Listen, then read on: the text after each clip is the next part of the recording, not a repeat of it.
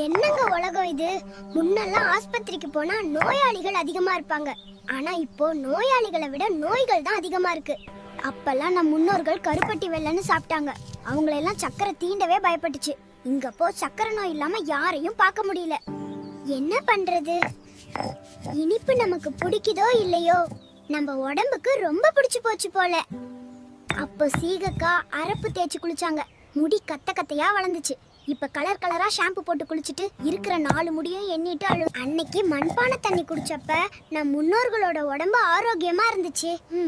இன்னைக்கு காசு கொடுத்து பாட்டில் தண்ணி குடிச்சிட்டு கிட்னில வந்த கல்லை எடுக்க ஆபரேஷன் தியேட்டர்ல அப்பாயின்மெண்ட் வாங்குறோம். என்ன ஒரு நாகரிகம் பாருங்க.